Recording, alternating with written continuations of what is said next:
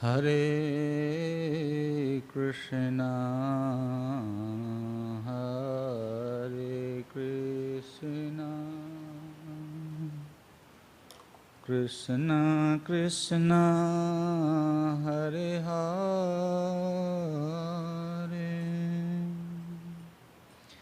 Hare Rama, Hare Rama, Rama Rama, Hare Hare,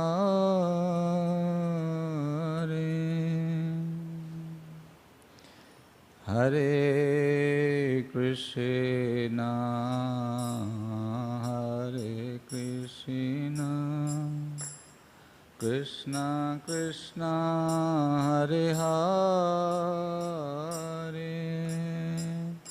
Hare Rama, Hare Rama, Rama Rama, Hare Hare,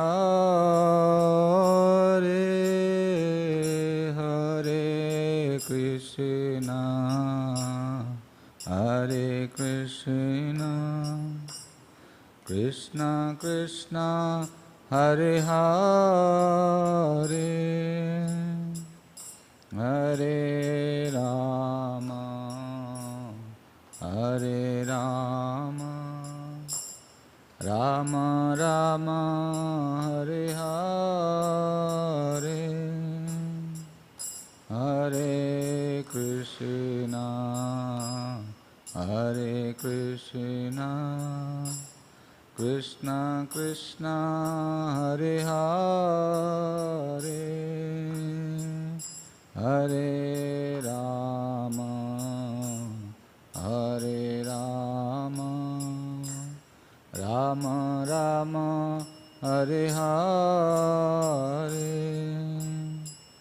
Hare Krishna, Hare Krishna, Krishna Krishna, Hare Hare, Hare Rama, Hare Rama, Rama Rama, Hare Hare. Chant Hare Krishna,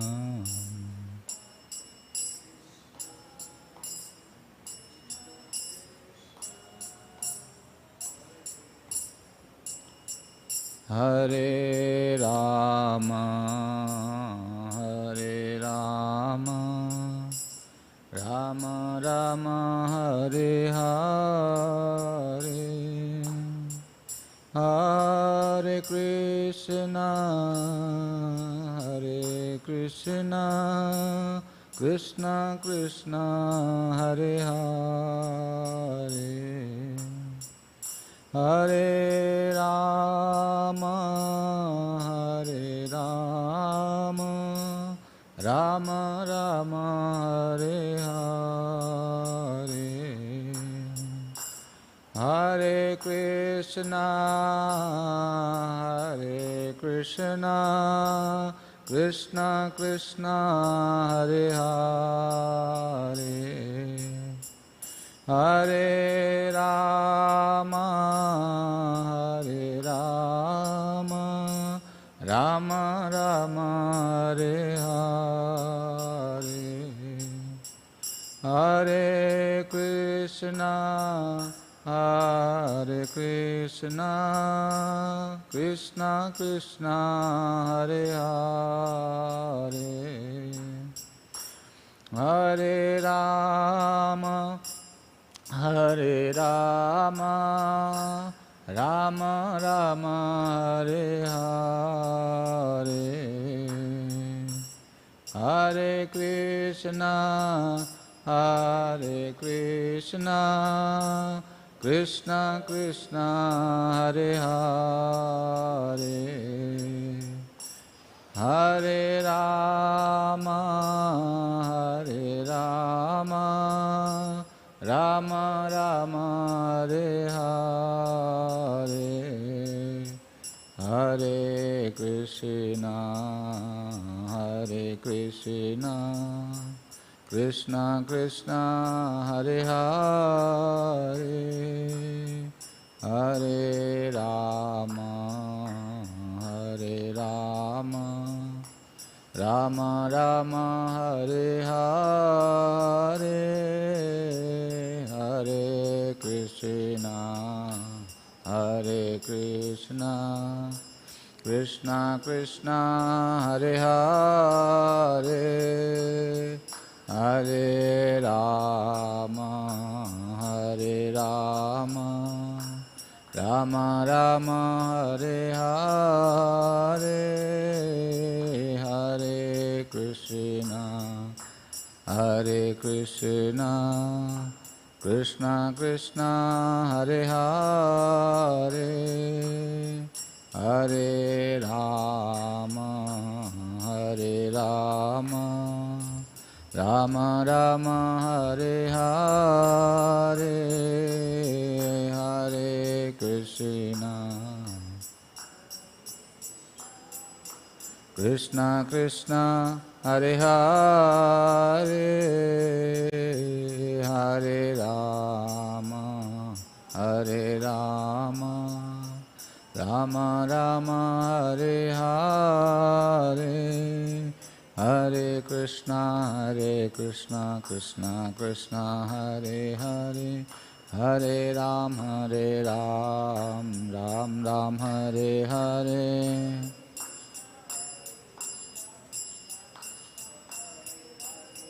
Hare Ram, Ram Ram, Hare Hare Krishna, Krishna Krishna, Hare Hare, Hare Ram, Ram Ram, Hare Hare,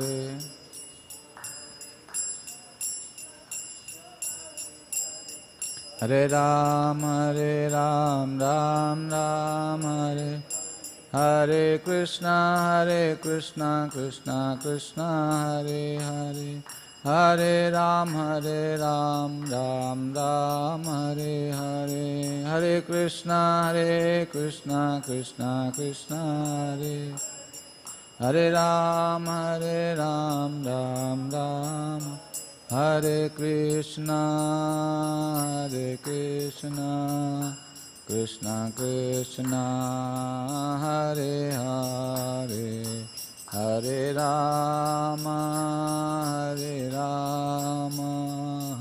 Rama Rama, Hare Hare,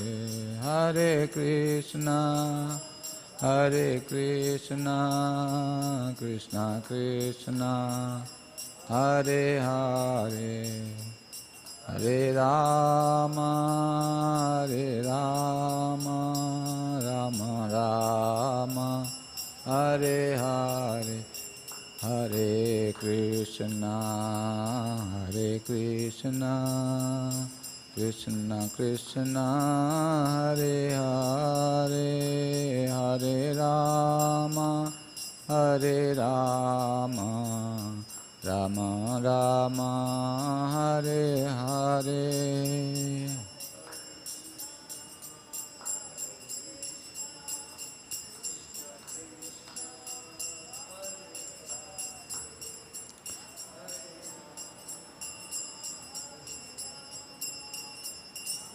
Rama Hare Hare, Nitai Gaura Hari Bol, Hari Bol, Hari Bol, Nitai Gaura Hari Bol, Nitai Gaura Hari Bol, Hari Bol, Hari Bol, Nitai Gaura Hari Bol.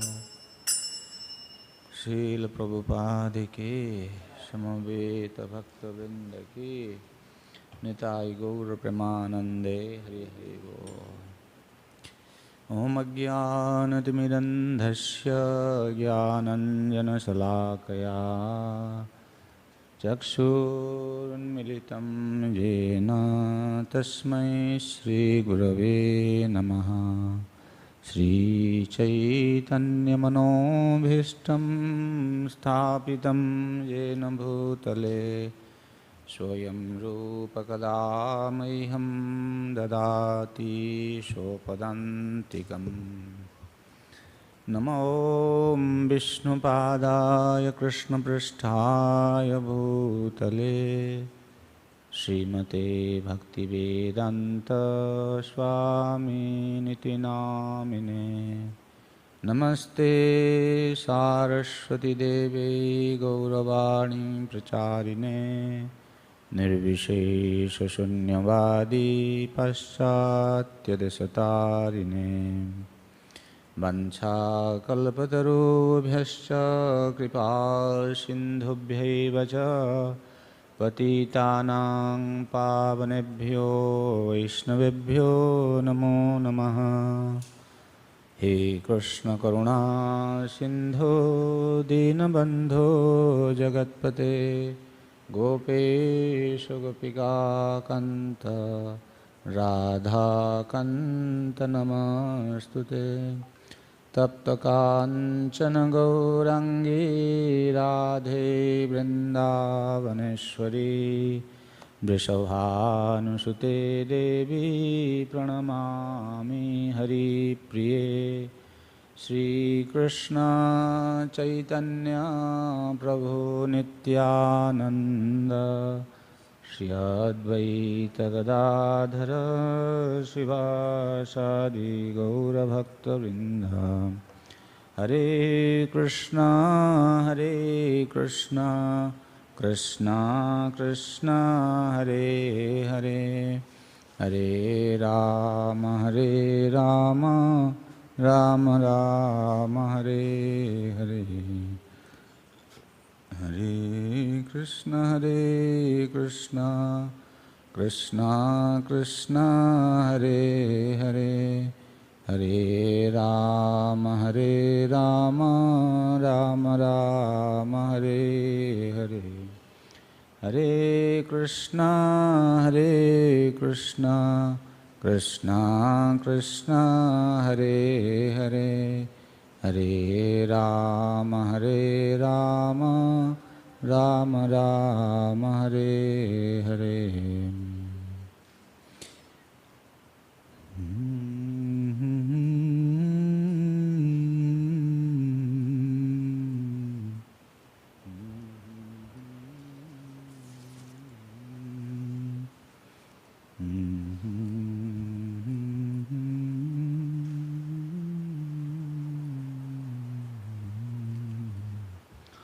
Shanti, bring your chair, come here. Yes.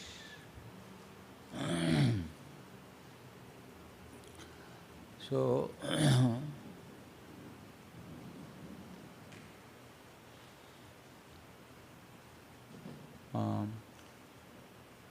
if you need chair, you can bring chair, Prabhu. Sure. Yeah, you can bring chair, Mataji. Prabhuji, you can come this side. The Mataji are sitting here. Yeah, thank you. Yeah. Yes, you can sit there. Come closer, closer.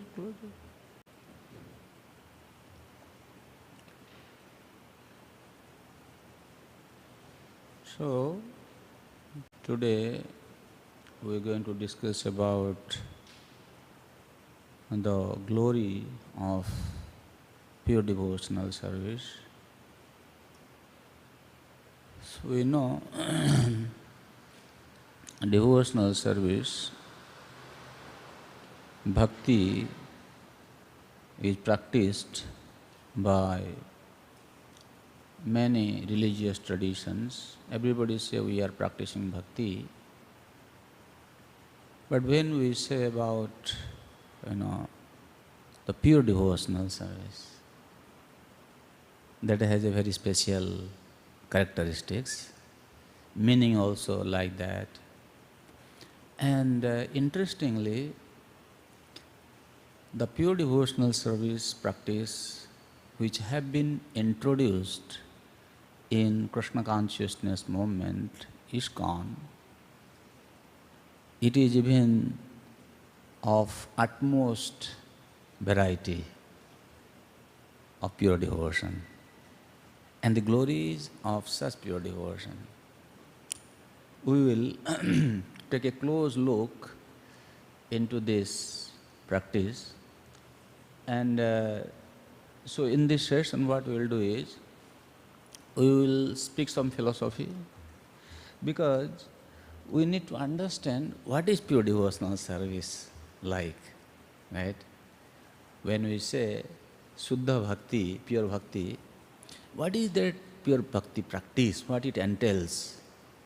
How can I determine whether my practice is in the category of pure devotional service? That I need to know. That we will understand by seeing our Acharya's explanation.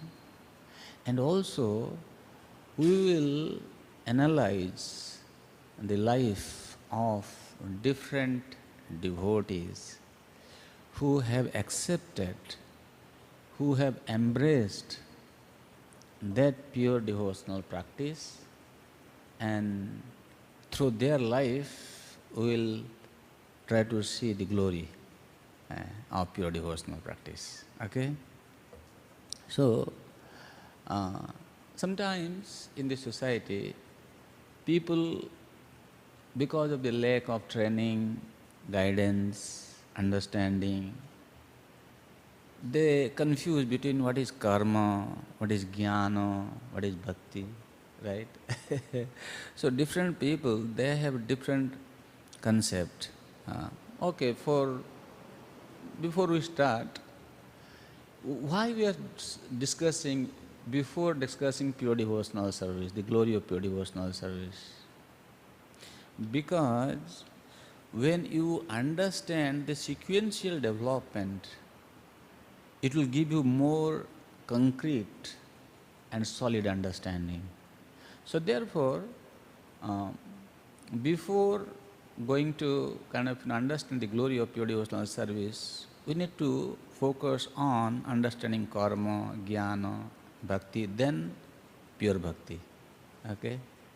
Just like, if you are serving some sweet item to a person, we have to serve the sweet at the end, right? Then he will enjoy it. But well, in some tradition they serve sweet in the beginning. In Gujarati, right? In Gujarat they will serve sweet in the beginning. And if you want the person who is eating the sweet to enjoy, you have many different varieties of sweet preparations. How you should serve? You should serve from less sweet to more sweet item. Okay? The items which contains more sweet, which are sweetest, first sweet, then sweeter, then the sweetest item should be served in this sequence. So degree should be like that. So similarly, to appreciate the pure devotional service, we need to understand what is karma. What is karma? Who will tell us? What is karma?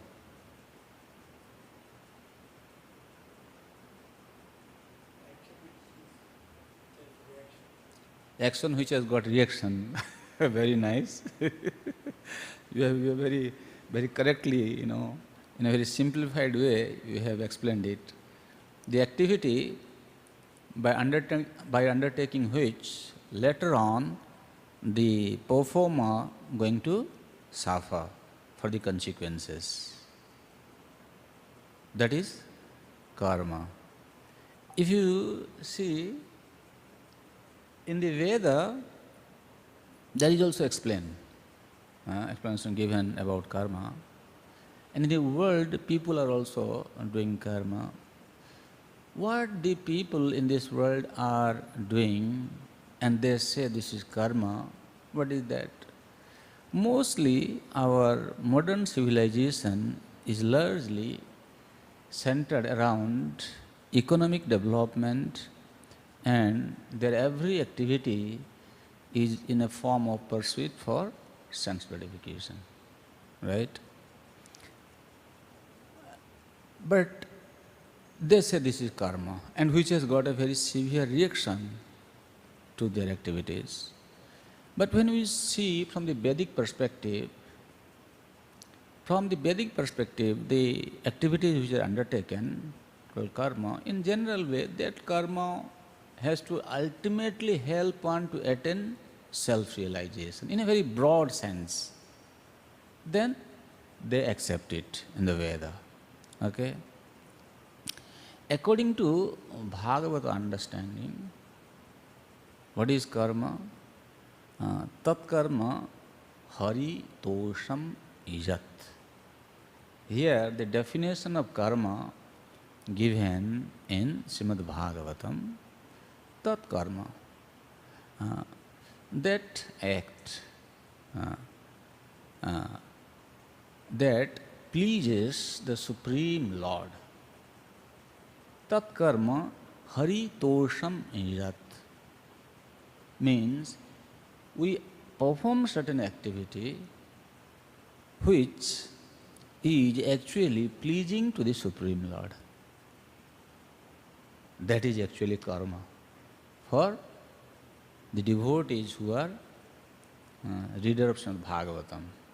That was actually what happened. Why Bhagavatam is saying like this?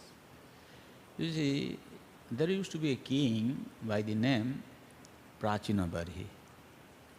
This Prachina Barhi, he was very much engaged in performing sacrifices. Means being inspired by his fruitive desires. Fruitive desires mean people, they want to achieve some goal, some benefit, okay, in this world. Or after they leave the body, they want to be promoted to the heavenly planet. There also they want to enjoy.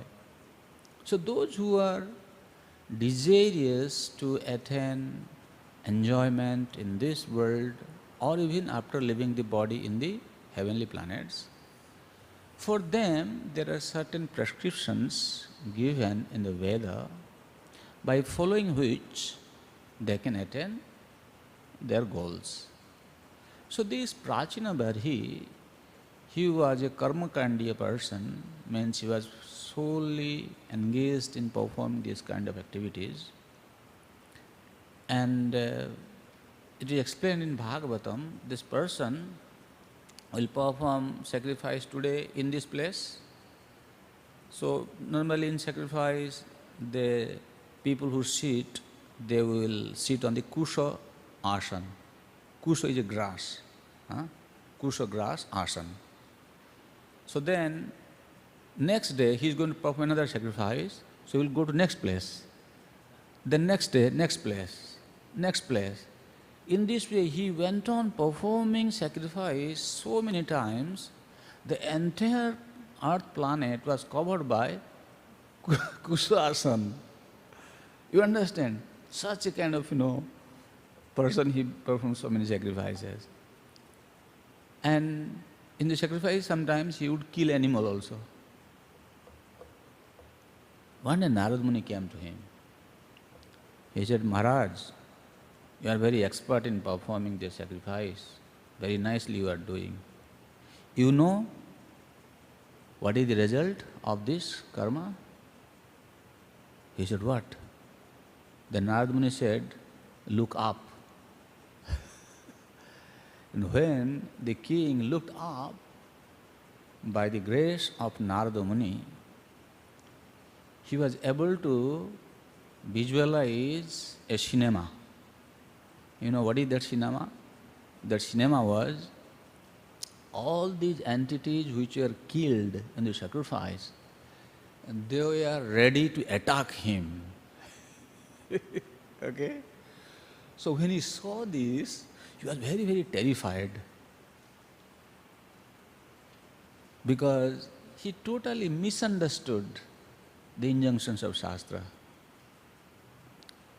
Then Narad Muni told him, you know what is actual karma? Karma means that which pleases the Hari. You should do that. Okay?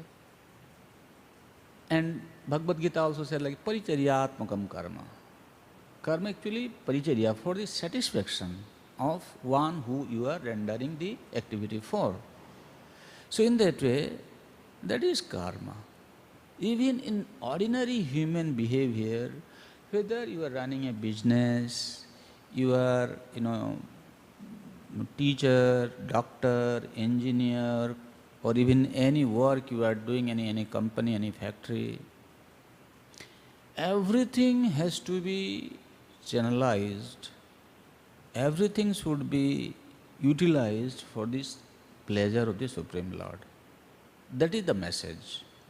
We are not going to go in detail. Detail is explained in Bhagavad Gita. So the point is, you should learn the art of performing these activities for the pleasure of the Lord. Just one sentence I want to say here to bring clarity onto this, because I opened a big arena that people are engaged in company, factory, in the market, in the school, colleges, maybe in the field. How their so-called activities can be performed that will please the Supreme Lord? Or we can say, what is the consciousness a person need to cultivate which will help the Lord to be pleased by his activity? Very simple.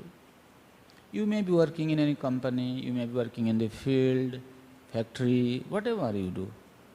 Okay? You should think that I have been engaged in such and such occupation by the grace of the Supreme Lord. And the result that I attain out of my activity, I must serve the Supreme Lord. Means, you have your dependent family members, right? Your wife is there, your children are there, your extended family members are there. So what you should think? You earn money, you will take care of them, but you should think in your mind, in your consciousness, that Krishna is maintainer. Krishna maintains everybody, and he is also maintaining my family. But don't think, oh well, I am going and working in the company or field, at the end of the month I am getting salary, and I am going to the market to buy the provisions, and I am taking care of my family. How? Where is Krishna? Huh? Where is Krishna? Why are you making this false statement? People may think like that. Well, my dear sir, try to understand. When somebody is terminally ill and he knows that in a few days he is going to leave his body, what is his shelter? At that time, in a helpless condition, oh my dear Lord, please help me. Right?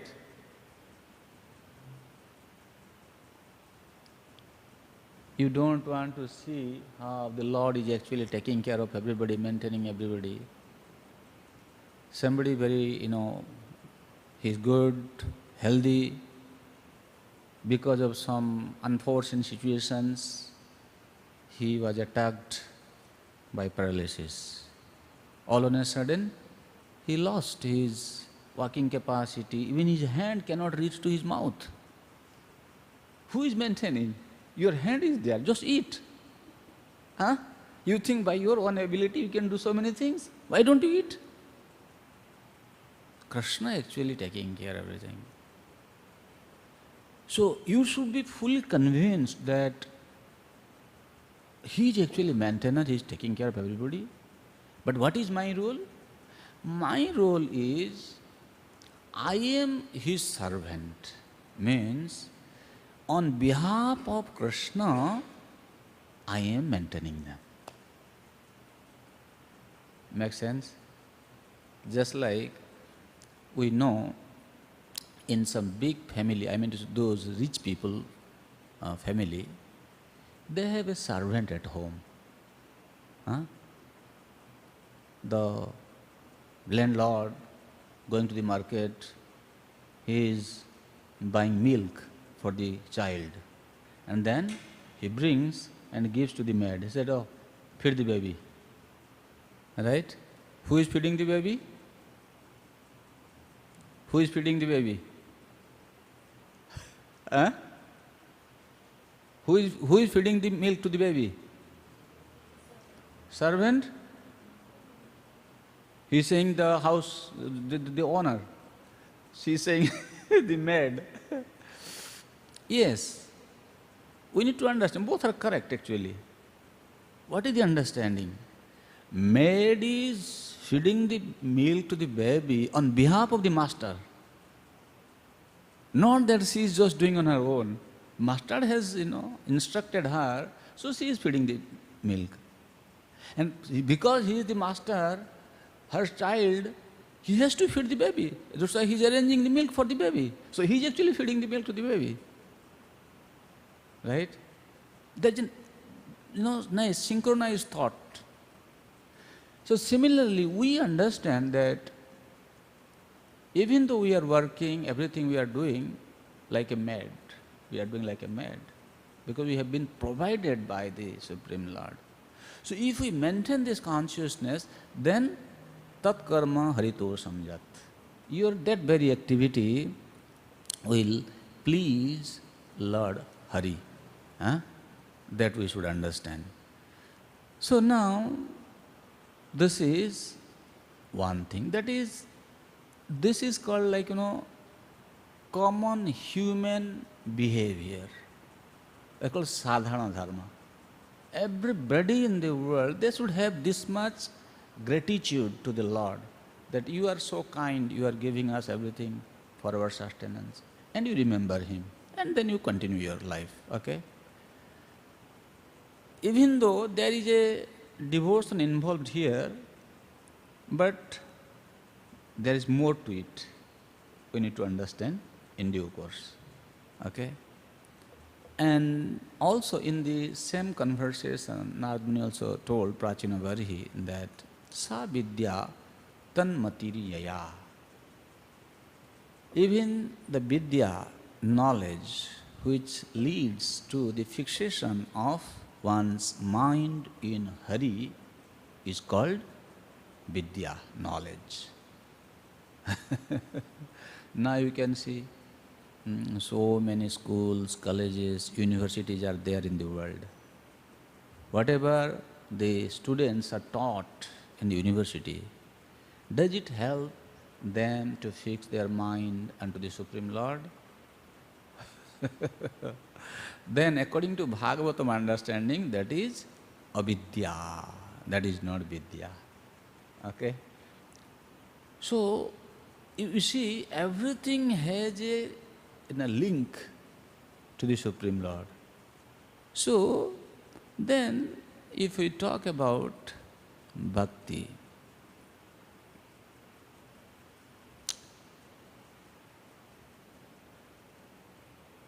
bhakti in the society, some people they say, bhakti to the parents, bhakti to the forefathers, bhakti to my work. Different way people define bhakti, right? But actually, what is bhakti? Bhakti in Gopal Tapani Upanishad. It's bhakti asya bhajanam. Bhakti is very clearly defined in the Upanishad. When we say bhakti, bhakti means devotional service unto Krishna. Because it is explained in Gopal Tapani Upanishad. Somebody may have Deva Bhakti, somebody may have Manushya Bhakti, devotion to the human being. Oh, so many people, they are worshipping cricketers, film stars, so many, people are worshipping some human being, right? And some entity, they also worship demigods. and some others also worshipping Krishna. But actual bhakti means devotion to Krishna. That's why I quoted this from Gopal Tapani Upanishad. Bhakti asya bhajanam. Asya means Krishnasya bhajanam is called bhakti. So then if we further analyze, there are so many people engaged in serving Krishna. Okay? Is it so that all of them are performing bhakti? You may say yes. Now we need to further analyze what kind of bhakti they are performing. How to understand who is practicing what type of bhakti. Okay? So, in Srimad Bhagavatam, there is a detailed explanation about this bhakti. Categorically, it is divided into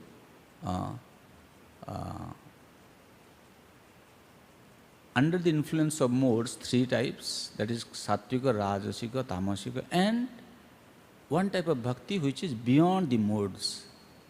Okay? Again, this, Sattvika,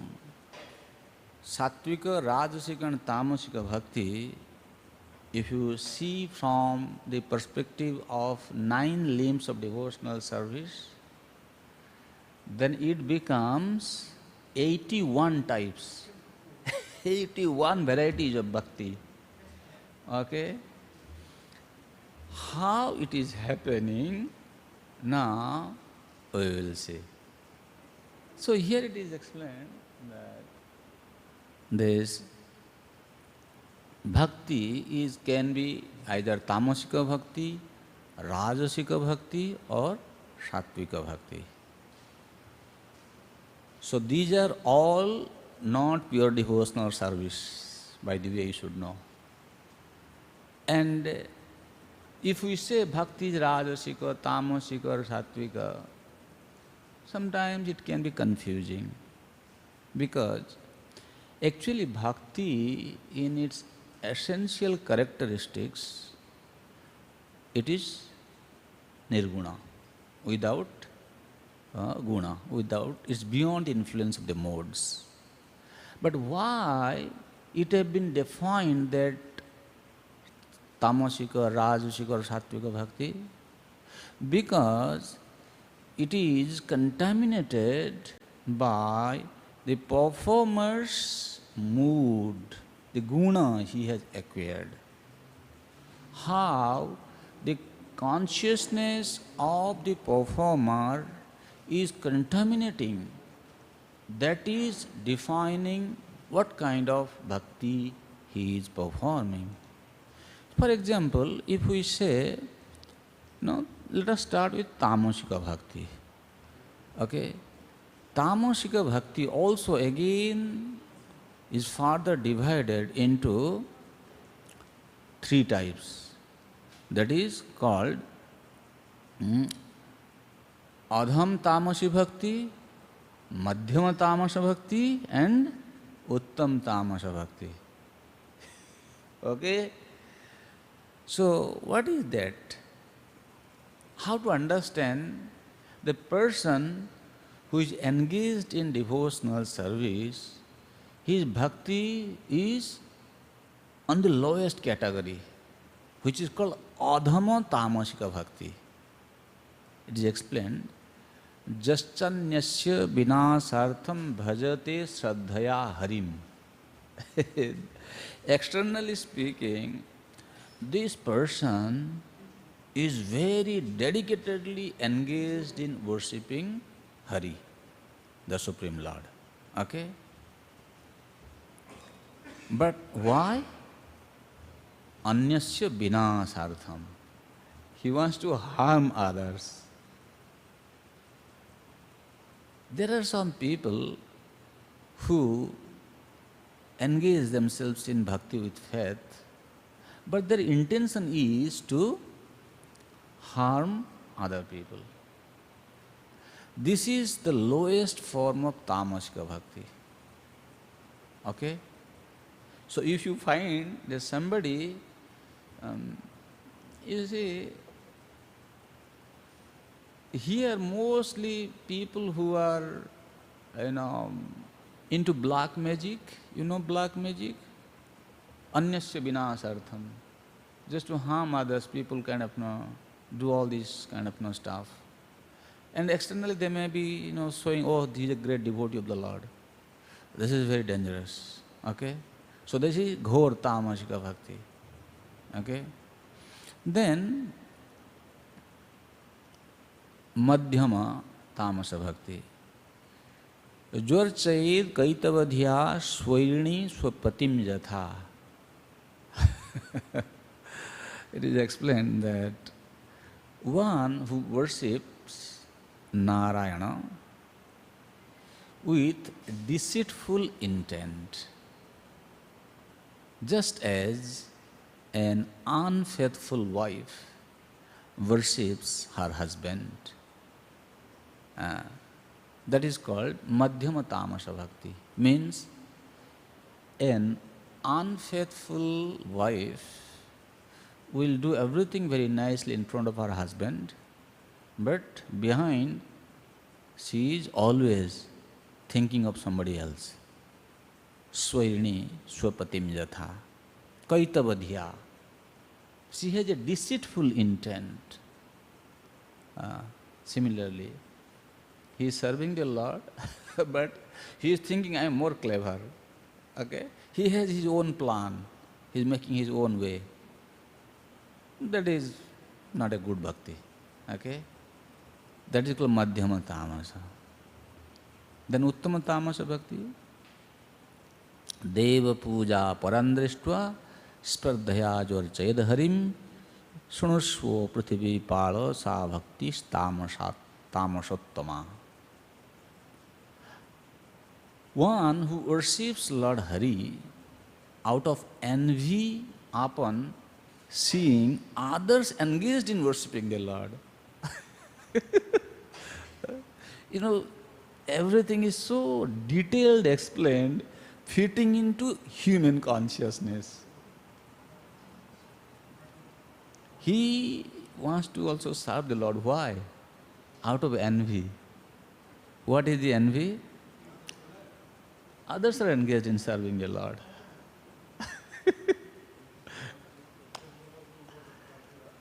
Everybody is thinking, I am practicing bhakti, pure devotional service. What is pure devotional service you are practicing? Huh? He worships the Lord. Why? Why he is doing this? He has envy. That is uttama tamasa bhakti. Okay? Then Rajasika bhakti also have been defined in 3 ways. What is that? Dhana dhanya dikam jastu prarthayan narchayan harim. Saddhaya paraya yukta sa rajasi adhama smrita. Lowest category of Rajasa Bhakti. What is that? Dhana dhanya dikam jastu. So, he is engaged in the worship of the Lord while praying for wealth, grain, or some material benefits, we can say. Many people, they go to the temple, why? Because they can ask Lord to give them something. You may say, well, they are going to the Lord, at least they are not going to the demigods. From that perspective, that is good. But try to understand this. If somebody is going to the Lord for material benefit, what will happen?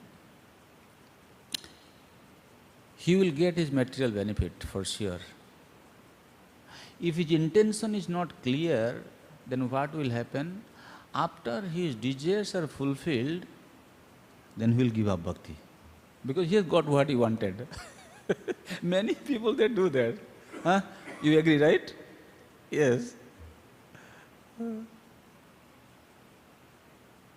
So that is not actually the goal of bhakti.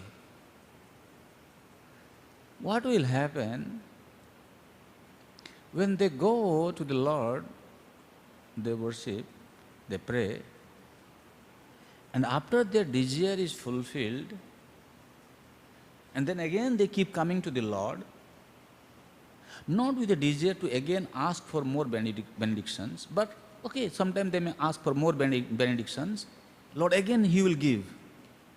Again He is coming back.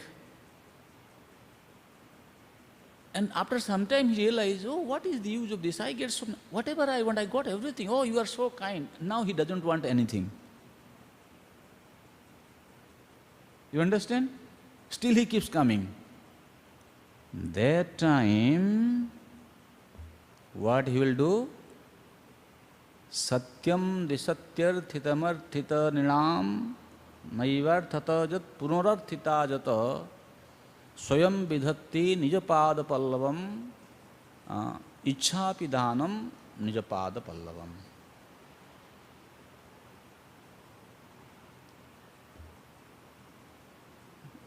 Swayam vidhatte bhajatam anichhatam. This person is coming, he is not asking anything now. He has been coming regularly, praying to the Lord. Lord has been fulfilling all his desires because he knows he is my child coming to me. What can he do? He said, okay, take it. And then after some time, he is contented. He doesn't want anything. He just comes and, oh my dear Lord, you are very kind. No, you have given me everything. I am so happy. I just want to see you. I just want to serve you. Now he is not asking anything. This is the time Lord will give him his shelter. You try to understand how one can attain this pure devotional service. Here we are talking about Adham Rajasa Bhakti. That he is coming and he is just kind of, begging to the Lord, give me this, give me. He has made Lord as his kind of, order carrier. He has found a good, servant. Go, get this for me. Go, get this for me. He is using Lord as his servant. And after some time, he forgets him also. That is the lowest category. But when, as I explained, he still comes and prays to the Lord, but doesn't want anything, Ichha pidhanam nijapada pallavam. Pidhan means lead. In a ball, there is a hole on top, there is the opening of the vessel. You keep something, maybe you can say there are snakes in a ball, and the snakes are trying to come out of the opening, the mouth. Okay? Then what you do? You seal the opening of the vessel. Can the snake come out? No. The snake-like desire are there in our vessel-like heart. They are always trying to come out. Lord will say, well, this man have been troubled so much by all these poisonous snakes. Now, he doesn't want anything, okay? He will place his lotus feet on the opening of that heart-like vessel which contain so many, snakes, poisonous snakes in form of different material desires, so that no desire will come out again. Ichha pidhanam nijapada pallavam. Understand? That is why you should come to Lord and pray to Him and don't just forget Him. Okay? Anyway. And then what is happening after that? Oh, we will discuss afterwards, okay? We will discuss that afterwards. Now you understand, this is Adham Rajasa Bhakti. Then Madhyam Rajasa Bhakti. Jah sarvaloka vikhyata kirtim uddishya madhavam archayed paraya bhaktya.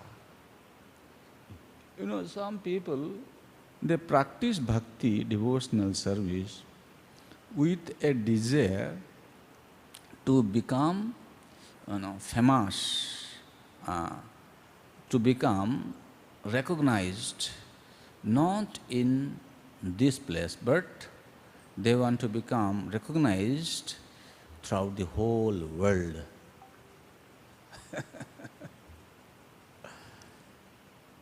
By the way, this is applicable to us also.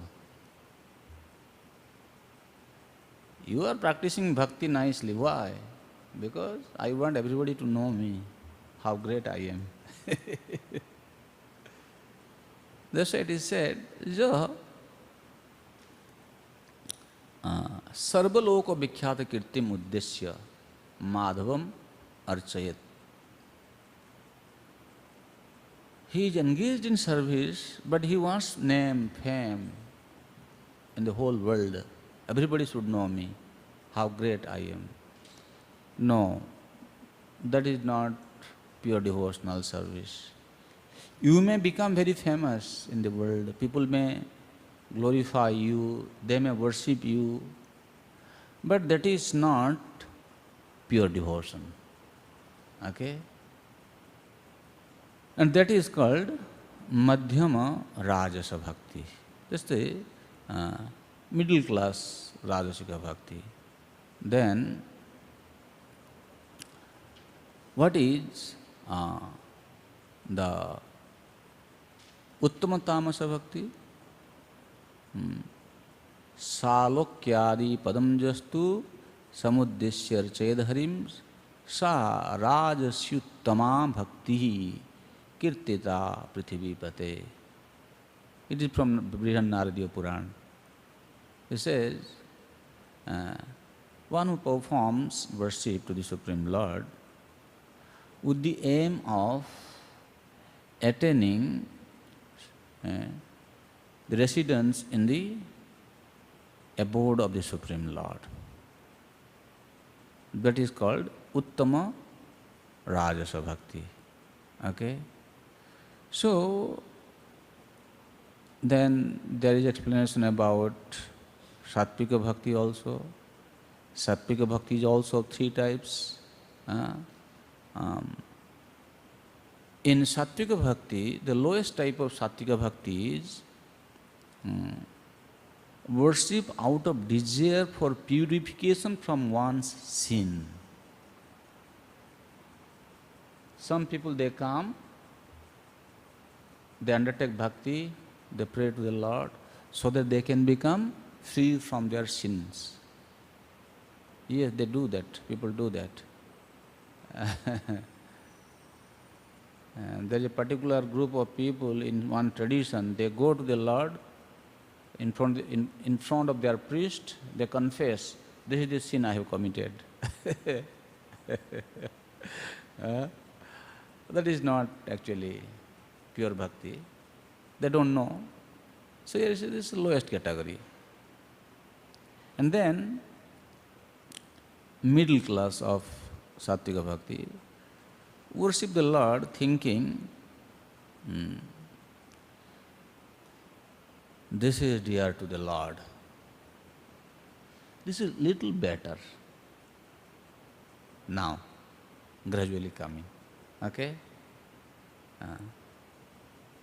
Bhagavat Priti Muddishya is doing for the pleasure of the Lord. Okay?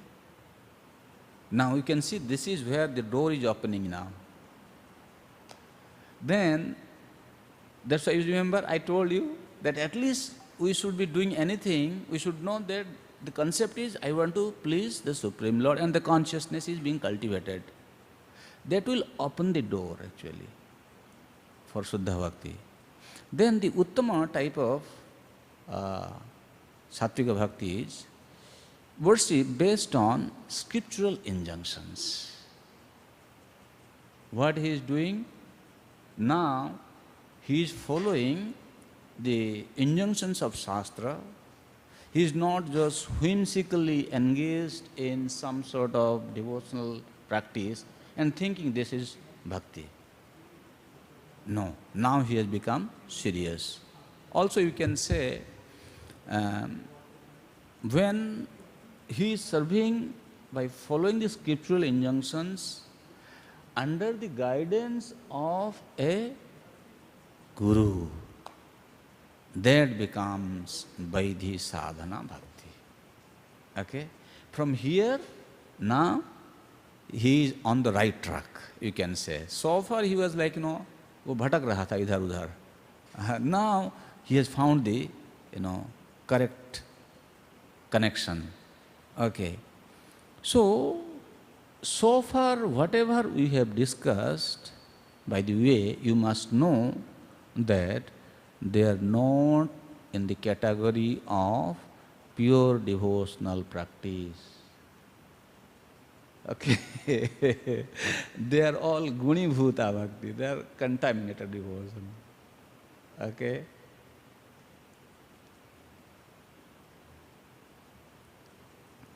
But we need to understand now, in the case of Rajasic and Tamasika Bhakti, when the desired results are attained, but true devotion is absent. Right? Whatever we discussed in Rajasic and Tamasika Bhakti, his goal is not to serve the Lord. He has some different desire. Okay? So therefore, true devotion is absent in the cultivation of Rajasic and Tamasika Bhakti. The outcome is generally limited to the specific fruit they sought. The glory of bhakti is actually higher than this. The glory of bhakti is, as I explained while explaining this Rajasa Bhakti, that he goes to the Lord, he prays, and then upon attaining his results, he still comes to the Lord, and the Lord will give him his shelter finally, his lotus feet. That is the glory of bhakti. Okay?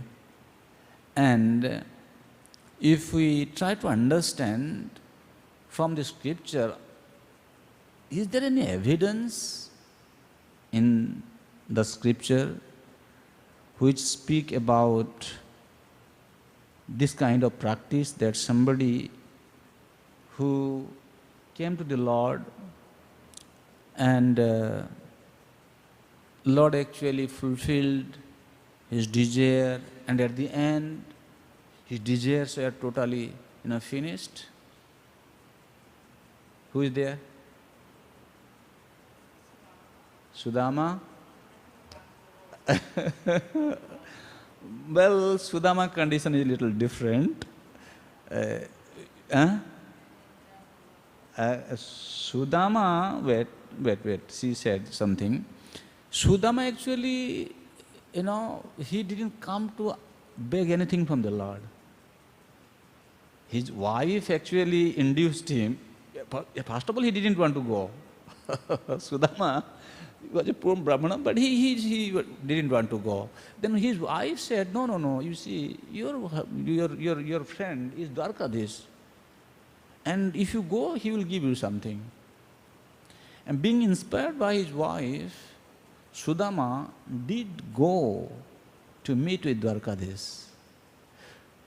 Until he was in Dwarka, in Krishna's presence, he didn't utter a single word to beg anything from Krishna. Since you told, in this context, I need to explain this. What is the glory of pure devotional service? Sudama did not ask anything to his, from the Lord.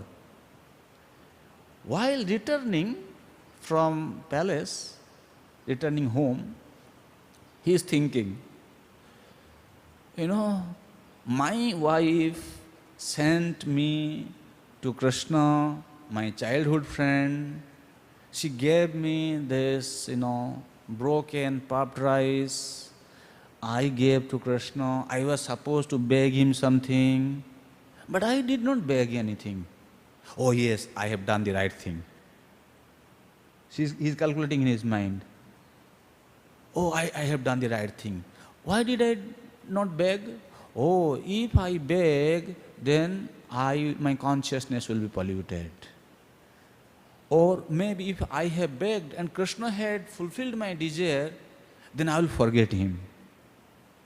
Or maybe that desire when fulfilled, I get some benediction from material benefit that may drive me away from my pure devotional practice, my bhakti.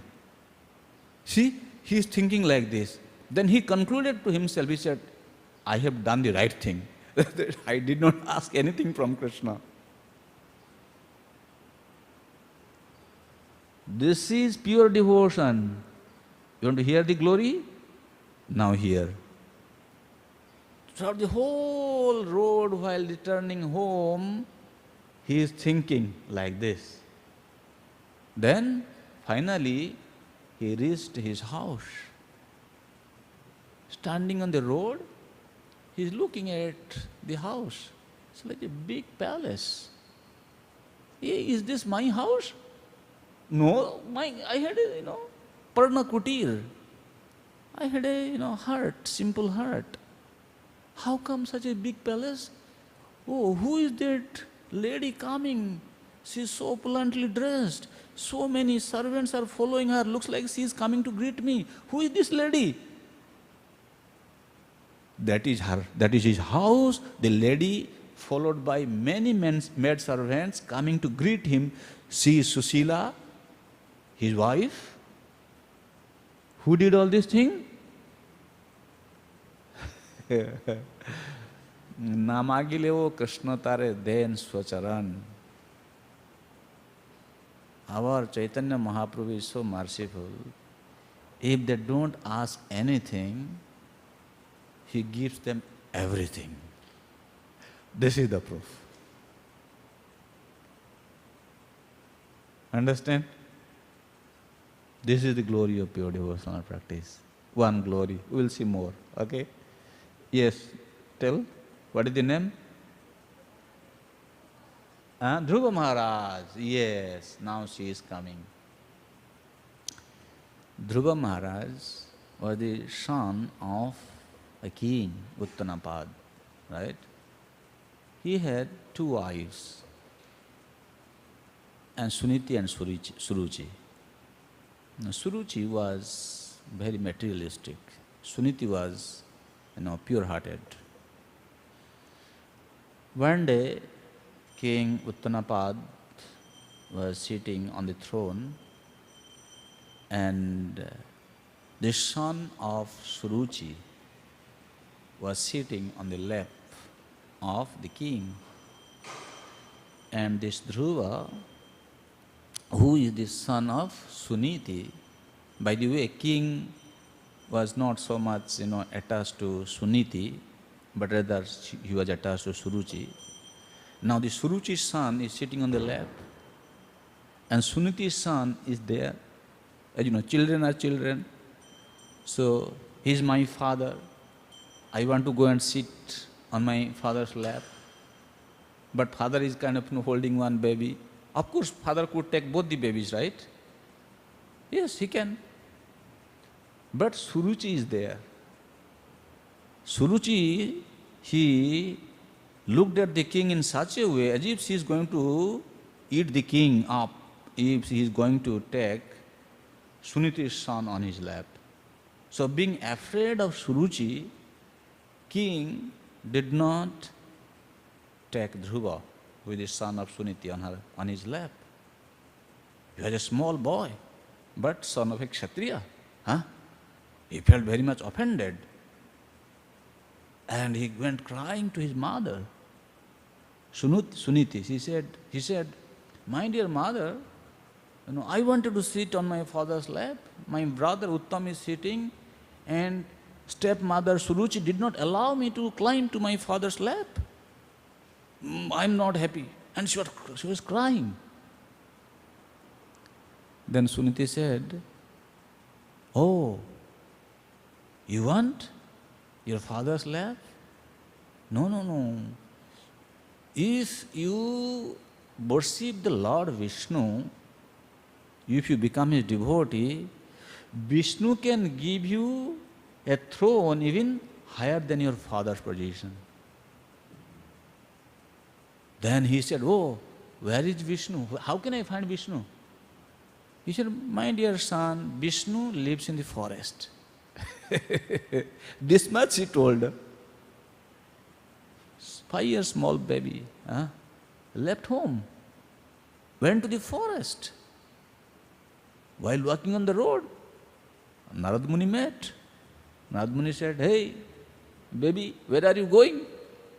"Yes, I am going to the forest." Why are you going to forest? Small child, where are you going? "No, I want to meet Vishnu." "Vishnu? Hey, who told you?" "My mother told me Vishnu is there in the forest." He said, No. Hey, don't go to forest. There are so many ferocious animals in the forest, and if you go there, they will kill you. Go back home. Small child. Now you should be playing with your friends, playmates. Why are you going to the forest? Go back. Dhruva said, "My dear Narad Muni, you want to help me? If you can help me, help me. If you don't want to help me, I am going." Wow! Narad Muni said, "Yes, now he has succeeded in the test." Narad Muni put a very severe test to check how determined this boy is to attain Shuddha Bhakti. Who can give Shuddha Bhakti? One who has Shuddha Bhakti, he can give Shuddha Bhakti. Narad Muni has Shuddha Bhakti. Narad Muni is now convinced. All right, you have succeeded the test. Okay. He gave the mantra. Now, you go chant this mantra. He went to the forest. In Madhuban, Vrindavan, there is a place called Madhuban. And started chanting the mantra, collecting fruits and chanting mantra. After some time thinking, no, nothing is happening. I need to become more austere. He stopped eating fruits. He was collecting dry leaves. Again, he gave up eating dry leaves. Then started drinking only water. After some time, no, not working. Stopped drinking water. Still, Vishnu is not coming. I have come to see Vishnu. Vishnu is not coming. Okay. Stopped drinking water. Now, still he is not coming. Okay, finally, he stopped even breathing. When Dhruva Maharaj stopped breathing, entire planet started to suffocate. There was shortage of air, no oxygen everywhere. Everybody started running to the Lord. You have to do something, protect us. Then, finally, Lord appeared before Dhruva Maharaj. You remember, he came to the forest because he wanted to have a position even higher than Brahma's position. Now, Vishnu has appeared before him. And Vishnu told, "My dear child, now you can ask what you want." Dhruva Maharaj, he recited a very beautiful prayer. He said, "Sthana bhilasi tapasi sthitoham. Kacham vichinvan api divyaratnam swamin kritarthosmi varam na jache. Tvam praptavan deva munindra guiham." He is saying, Actually, I had come with a big desire to have a very big position, highest position, even higher than my great-grandfather. But I, today I realize I was searching for broken glasses, broken pieces of glasses. But I have found Divya Ratnam. I have found the transcendental jewel. Therefore, I don't want to beg anything. You may be thinking, this boy, he came, he just wanted that position. How come he forgot all on a sudden? See, he had some material desire. But when Lord appeared before him, this small child, he had not gone to school yet. He did not learn anything. But when Vishnu appeared before him, Vishnu touched his conch shell on his forehead. That's how entire realization was revealed to him. That is Lord's mercy. Okay? So yes, this is the glory of pure devotion. And you see what happened after that?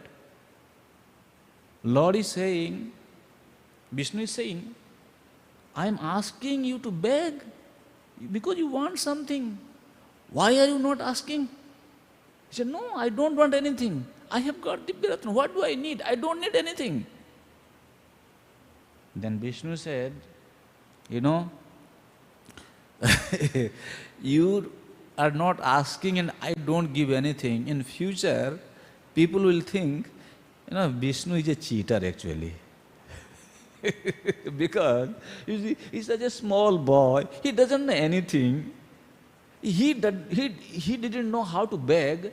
At least Vishnu, you know everything. He has come with this desire. Better you fulfill his desire. Why you did not fulfill his desire? So nobody will kind of believe on Vishnu.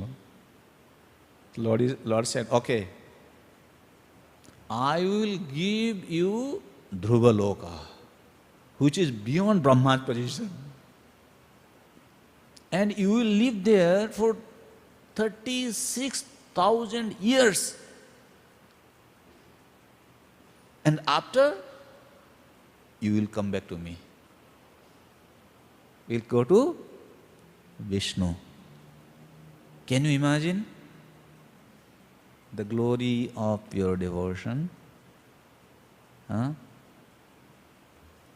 So those who hear this kind of narrations, the pastimes, the exchange between the Lord and his devotee, they realize the potency of pure devotional service. Dhruva Prahlad Maharaj. There is another person,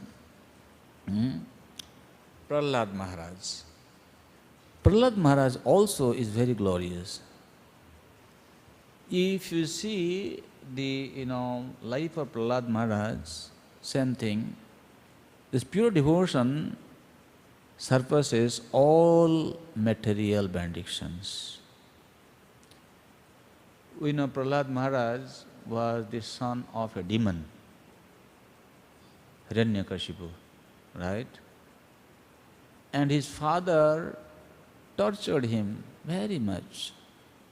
He tried to kill his own son by throwing him off the cliff, by putting the baby in front of the mad elephant, throwing to the mouth of the naga serpents, throwing him into a boiling oil pan.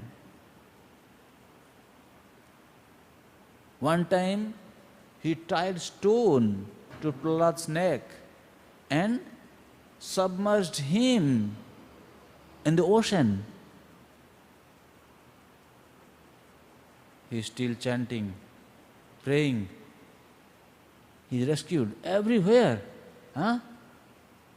throwing into the pan where the oil is being boiled. There is, oil, hot oil. The baby is thrown. And what happened? All of a sudden, the entire pan became filled with flowers. Baby is there in the flower pot. So his father, he tries to kill him, but his father was not successful. How much torture Prahlad had to go through. But still Vishnu is hiding. He is not coming. One day, father told his son, looks like you have become very powerful. So many ways I am trying to kill you and nobody is trying. Okay, today I am going to kill you by my own hand. Took out the sword and son is standing in front. Prahlad, yes, my dear father. Still he is not afraid. Where are you getting the strength? My dear Lord, my dear Father, the source of our strength is same. He is the source of your strength and my strength also. What? He became very angry. Where is that Vishnu? He said, everywhere. What? Everywhere? Is he inside this pillar? Plus, yes, I can see he is in the pillar. Yes, by that time, Nrsimhadev was already seen by Prahlad, he is on the pillar. He could see him. And Hiranyakashipu, he broke the pillar. Wow, that is the climax. Wow! Nrsimhadev, he appeared. Now, no force is going to stop him. And he killed Hiranyakashipu. And Prahlad is standing there. He is very happy, he is very peaceful. And he is just with folded hand, he is standing there. So everything ended. And then, even demigods, including Lakshmi Devi, is now thinking, well, he has become so angry. Who is going to satisfy him? Who is going to pacify him? Then Prahlad was sent. Even Lakshmi Devi didn't desire to go before the Lord at that time. When Prahlad came, Prahlad actually offered beautiful prayers, and finally Lord became peaceful. When Lord became peaceful, then he actually told Prahlad. He said, Prahlad, now you ask for the boon. You see, Lord is so kind. When Lord asked Prahlad to ask for the benediction, Prahlad said, Nanyathate khilaguro ghateta karunatmanaha jasya jah te asisa asaste na sabhritya savai banik. He is giving us, see, this is the glory of pure devotion. It's not that somebody, he practices bhakti, now he has the wonderful opportunity, Lord is very much pleased with him, Lord is asking you, you take what you want. A person like us, we will be kind of preparing the list, right? What all I want. Prahlad is saying, here it is explained that, Vishnu Chakravarti Thakur is commenting, he said, Swami Bhrityayor Ubhayor api lakshanam bravimi. So here, the actual transaction, the behavior between the master and the servant is being explained. When somebody practices pure devotional service, he is the servant of the Lord. What is his mood? He is saying, "Oh my Lord, oh my Lord, best of the givers of the benedictions, one who desires some material benefit in exchange for devotional service cannot be your pure devotee. Indeed, he is no better than a merchant, Banik, who wants profit in exchange for service." Vishwanath Chakravarti Thakur is saying, "Banik iti tubhyam kinchit patram pushpa naivedyadikam dattva hasti ashwa rathadi matim sampattim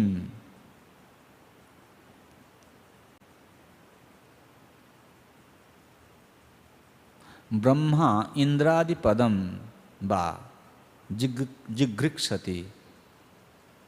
Who is a banik? Who is a merchant? He is performing bhakti and in exchange he wants something. I saw in one place,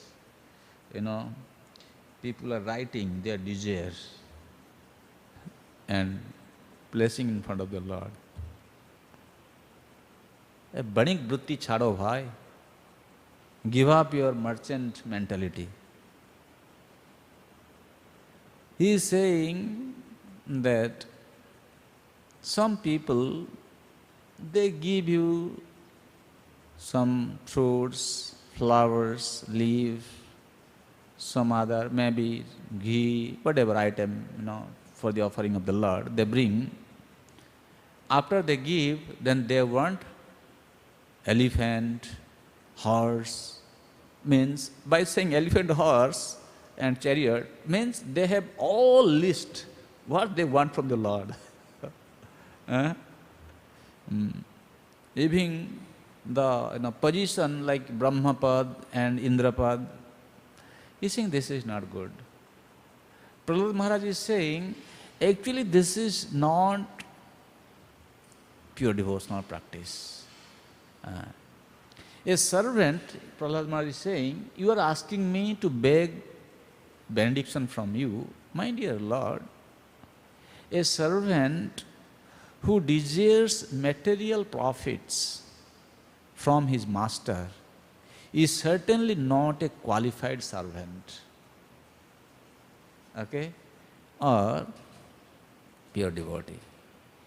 Similarly, a master who bestows benediction upon his servant because of a desire to maintain a prestigious position as master is also not a pure master. In one way he is saying, Nrsimhadev, you are asking me to beg something. If I beg, definitely I am not a pure devotee. I am not in the category of servant. At the same time, if you want to kind of give me some, then you are also not a pure master. Well, this is one type of, you can say the mood of a pure devotee is very clearly seen here. Therefore I was saying, no, Chaitanya Mahaprabhu still, he is so merciful, he is saying that Ami Vigya ei murkhe visaya kene duva swacharanamrita diya visaya bhulaiva. He is saying, Chaitanya Mahaprabhu's mood is that since I am very intelligent, Ami Vigya ei murkha, he is a dull-headed person. He doesn't know what is good for him. And he is asking for poison. Material benediction means bisha, poison. Why? People take these material benedictions and then they commit all sort of sinful activities. Actually, those who are poor people, they don't commit so much sin. Mostly sinful activities are committed by the rich people. Who do you think supporting this wine industry in this country? Just one example. Poor people, they don't have money to buy, right?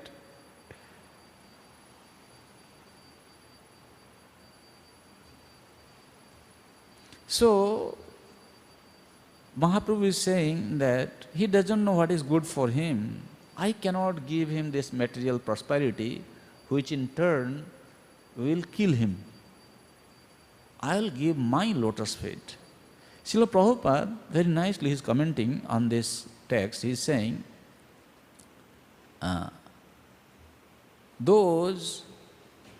he is referring to Bhagavad Gita, chapter 7, verse number 20, Kama istaitrihita jnana prapadyante anya devata.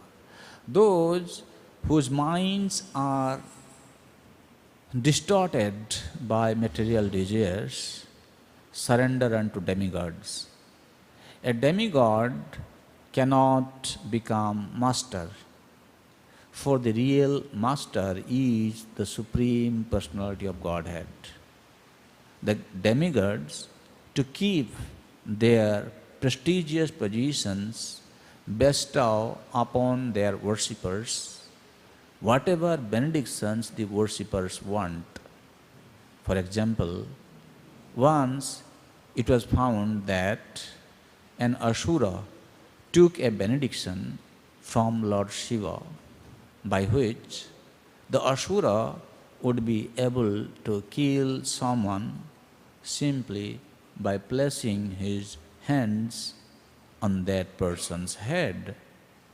Such benedictions are possible to receive from the demigods if one worships the Supreme Personality of Godhead.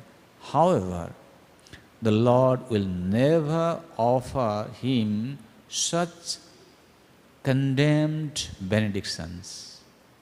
On the contrary, it is said in the Srimad Bhagavatam, Jasyaham anugrinnami harishye tadhanam sanai. That's why some people, they feel, oh, better not to become Krishna's devotee. If you become Krishna's devotee, Krishna will take away all your opulence. He will make you poor. Some people, they think like that. Why do you think Krishna is going to take away all your opulence? He will make you poor. Just now we had two stories, Prahlad Maharaj story, Dhruva Maharaj story, Sudama story. He gave so much, right? He will definitely not give you something which is going to kill you. If you are not entitled to handle that opulence, you don't know how to make use of that opulence, He will not give you. That is the message. If you are qualified, He will give you. The proof is A.C. Bhaktivedanta Swami Prabhupada. He came to this part of the world with only 40 rupees in his hand. And on those days, that 40 rupees could not be spent even. Okay? And today, Prabhupada is the world richest man. Not world, in this three world. In this three world, Prabhupada is the richest person. The richest person of this universe. So how can you say that Krishna will make you poor if you serve Krishna, you become his devotee? That's a wrong understanding. You want to know? Even at present, in this altar you can see the first altar on the left. Is Chaitanya Mahaprabhu standing there. Chaitanya Mahaprabhu have been described as Mahabadanyaya, the most munificent personality. Means You cannot compare the munificence of Sri Chaitanya Mahaprabhu with anyone. Chaitanya Mahaprabhu had a great devotee. His name was Srivas. Srivas Pandit, Srivas Thakur, who was living next to Mahaprabhu's house. If you come to Mayapur, where I am coming from, that is the birthplace of Chaitanya Mahaprabhu, just next to Mahaprabhu's birthplace, there is house of Srivas. So, the Srivas was a great devotee of Sri Chaitanya Mahaprabhu, and he was always engaged in performing service to Sri Chaitanya Mahaprabhu in form of performing Sankirtan, reciting Srimad Bhagavatam. Like that, he was very genuinely engaged in serving Sri Chaitanya Mahaprabhu. By the way, you should know, the best way to serve Chaitanya Mahaprabhu is chanting Hare Krishna, Krishna Krishna, Hare Hare, Hare Ram, Ram Ram, Hare Hare. Jagyai Sankirtanai Prayari Jajantihi Sumedhasa. Sankirtan Jagya. So Srivas was engaged very faithfully. So one day, in a solitary place, Sri Chaitanya Mahaprabhu approached Srivas. And he was asking Srivas about his household affairs. Sometimes you see, Lord also, he, interacts with his devotee in a very, very bona fide way. Let us say it like that, right? People in this world, they have some kind of, need in this world. So even saintly person, they go and ask them. Even Chaitanya Mahaprabhu also. One day he went, approached Srivas. He was in a lonely place, and he's asking about his household affairs. Chaitanya Mahaprabhu asked him. He said, Srivas, I see that you do not go anywhere. Huh? How then do you support your family? I mean to say, I'm asking you, how will you maintain your family? It looks like you are not going anywhere, you are just throughout the whole day sitting and chanting, doing this DT seva. What is this? Shiva said, I will truly tell you, I don't desire to go anywhere. Lord said, oh, you have large family, you have to maintain them, and you don't go anywhere, you are not working anywhere, you are not begging anybody. So, how will you maintain? Shiva said, my dear Lord, I understand whatever is destined for one, he will get it. So whatever comes on my way, I will take it, accept that, and I will maintain. Means he is saying that whatever is there, I am supposed to get, I will get it. Anyway, I don't have to bother about it. Chaitanya Mahaprabhu said, wow, Srivas, this is like mood of a sannyasi. Why have you become grihastha? You better become sannyas, take sannyas. Mahaprabhu is saying. Shiva said, I cannot do that. Then Mahaprabhu said, you will not take sannyas, you will not go to anyone's door to beg. Then how will you maintain your family? What is your plan? I don't understand what you are saying. Nowadays everybody is going to big office, coming to Toronto, going to different country from Toronto to USA because they want money. They want to support their family. They want to have big houses. Everybody is going anywhere, everywhere, and you don't want to go.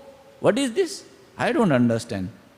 Tell me, if nothing comes to you, what you will do? Now Mahaprabhu is becoming very, rigid. Huh? You are a grahastha, you are my devotee, and you don't want to do anything. What is your plan? Tell me, what are you going to do? Then what did Srivas do? Srivas bolen hate teen tali diya. Ek, dui, teen, ei, kahilaun, bhangiya. So when Mahaprabhu is asking this, he becomes so rigid. What did Srivas do? He just clapped his hand 3 times. 1, 2, 3. That's it. Did you get the answer? No. Mahaprabhu said, what is this? I asked you some question. You said 1, 2, 3. What does it mean? Then Srivas said, this is the glory of pure devotion. He said, this is my firm conviction. What is your firm conviction? If I don't receive food for 3 days, 1, 2, 3, okay? I am engaged in your service. If I don't get any food for 3 days, by the way, this is my conviction, then I tell you the truth. The truth is, I will tie a pot in my neck and drown myself in the Ganges. Upon hearing this, Chaitanya Mahaprabhu, he said, what did you say, Srivas? You dare to say this? Then interesting thing Chaitanya Mahaprabhu said. Mahaprabhu said, even if Lakshmi has to beg, this is how you see how Lord protects, He takes care of His devotee. He is saying, even if Lakshmi Devi has to go on begging,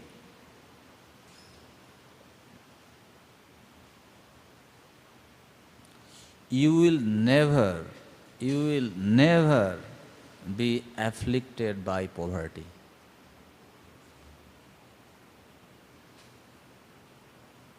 He said, Srivas, have you forgotten?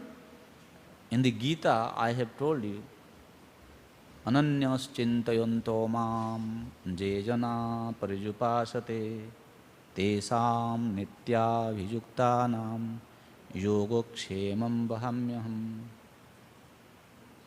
Then Mahaprabhu finally said, I have promised in the Gita, anyone who is engaged in unflinching devotional service unto me, I protect what they have and I carry what they lack. So that means Mahaprabhu is confirming that serving Krishna for his pleasure should be the interest, not for any personal gain. And we have seen in the house of Srivas Thakur, one evening when Chaitanya Mahaprabhu was engaged in performing Sankirtan, his son left his body.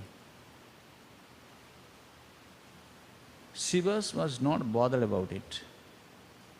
In fact, his family members started crying, and he told them, he said, look, already you have lost your son. If you cry and Chaitanya Mahaprabhu's Sankirtan will be hindered because of you crying, you will lose me also. I will go to the Ganga and I will leave my body. You see, for a pure devotee, nothing is important in this world. We come to Krishna consciousness, we take up devotional service, and we think, everything should go all right with us. Nothing should be, wrong. I don't have to suffer for anything. I don't want to have any inconvenience. You see, in the life of these devotees who are practicing pure devotional service, this is the glory of pure devotional practice.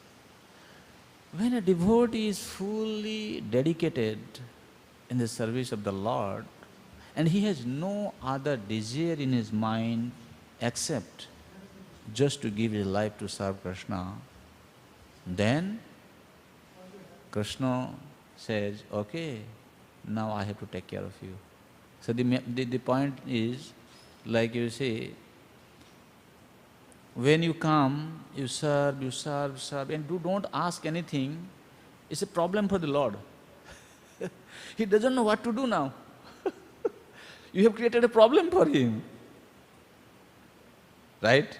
If you ask him, he gives you. And if you don't ask him, he doesn't know what to do with you. That means he is becoming more attentive.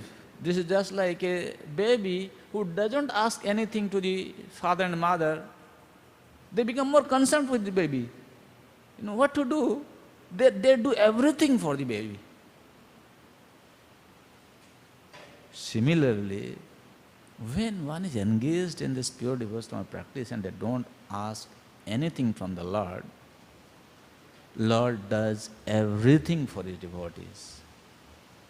But one question comes here, the devotees who are engaged because maybe now they are preparing, when temple will open? 12 o'clock. 15 minutes. So we can go for 15 more minutes. Huh? Okay. So sometimes what we see is some devotees, they actually feel that we are engaged in this pure devotional service, but I can see there are a lot of imperfections in me. I have a lot of material desires. I have, lot of, desires which is actually tormenting me every day. What to do, I don't know.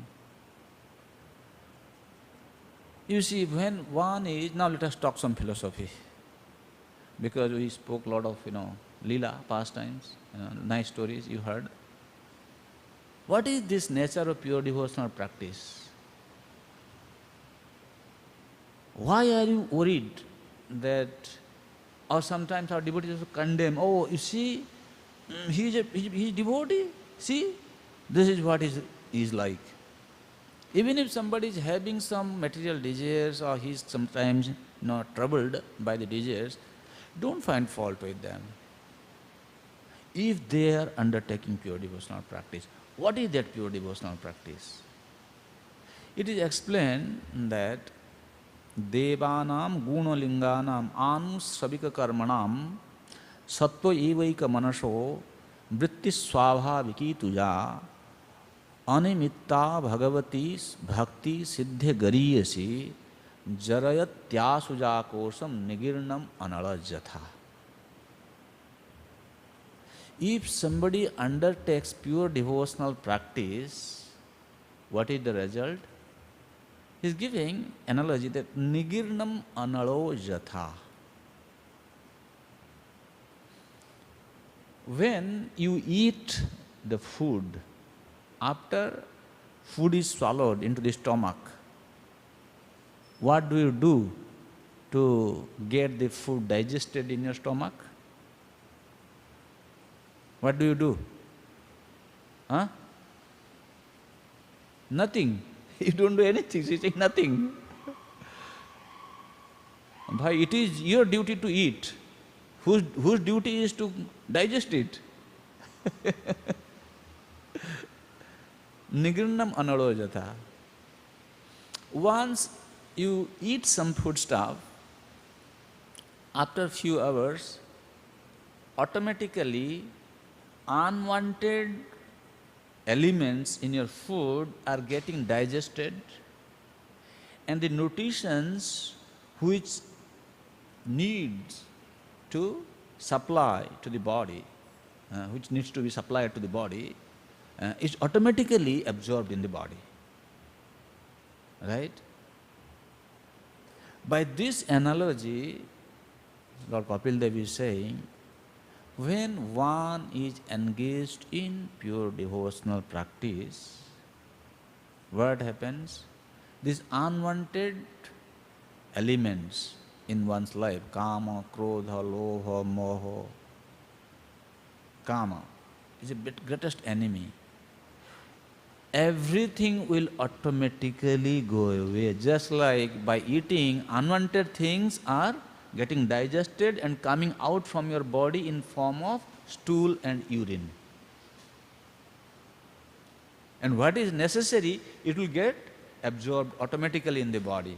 So pure devotional practice will help us to become free from the material contaminations, the anarthas we have, and the actual glory of pure devotional practice, which is to come to the platform of raganuga, the bhava, then to attain prema automatically become manifest in your life to nurture your devotional consciousness, your devotional career.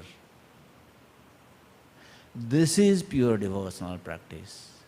Now, okay, we understood by philosophical explanation that all these, desires, material benedictions, which are harassing me all the time, it will go away, I understand. And then the highest form of bhakti, prema bhakti, will automatically become manifest. It will, provide the nutrition to my bhakti, and I will grow to come to the platform of prema bhakti. How does it happen? What should I do?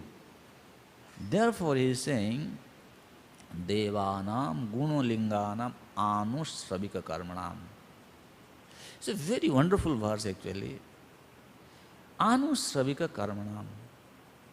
This anusravika karmanam is defined in two different ways. One way they say anusravana. Anusravana means, sometimes in the devotee community we have seen that, one devotee is being criticized by some other devotees, right? When they are being criticized, and the person who is being criticized, he becomes very disturbed. He becomes very disturbed. But here it is said that anusramika savanat means when this devotee again and again hearing, oh, this is my fault, this is my fault, he doesn't react actually. By hearing all this, he understands how to improve. He doesn't protest. Okay? Then that will bring stability in his bhakti, and gradually he will come to the platform of raganuga and prema. Okay? One explanation. Another explanation gives anusravika karmanam. Like our Guru Maharaj, he will instruct us that how we should perform the bhakti. Vishnu Chakravarti Thakur is giving an example, just like we have to use this body in the service of the Lord, right? We have eyes, hand, nose, ear, belly, genital, everything, right? Leg. So he is saying that all these things to be used in Krishna's service. Even the excretory organs, that can also be used in Krishna's service. How? By helping body to release these waste products from the body. Jato chitta swastha bhavet. When your body is free from the dirts within the body, when dirts are coming out from the body, your consciousness is very happy, peaceful, right?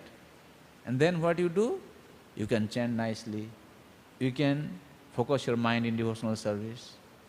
So this is to help remain purified in a gross way from inside.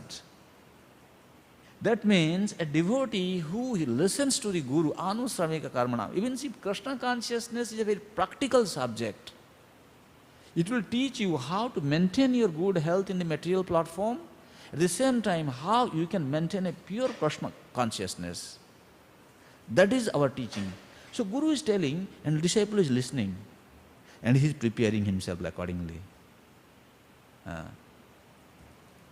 And Guru is saying that you must always chant Hare Krishna Mahamantra like this. Why you should chant Hare Krishna Mahamantra?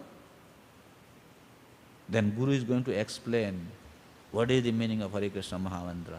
By the way, we should explain this after today afternoon. Today afternoon session is about that. So we'll explain that. So Guru will explain that. Then what happens? Disciple, he is not just uttering some mantra just for nothing. You imagine, if you know that if I prepare this test, then I will get this in a position in a company like to become a CEO. Just giving one example. You know, right, what actually you are preparing for. What is your study material? Do you think that person will just become chaotic? No, he will become more serious, right? Because he understands the preparation what I am being involved today eventually going to qualify me to become the CEO of the company. So therefore, when he is listening from the Guru, Anusravika Karmanam, then he is engaged in chanting that mantra. And that will help him. Like he knows the glory of preparation, now he is becoming more serious about preparing the test. He is succeeding. One day, he is becoming CEO. Anusravika Karma, Sattva Vaika Manasa, Vritti Swabhaviki Tuya. Swabhaviki Vritti. This explained in the context of bhakti. Like you see, bhakti can be practiced by listening to the Guru's advice,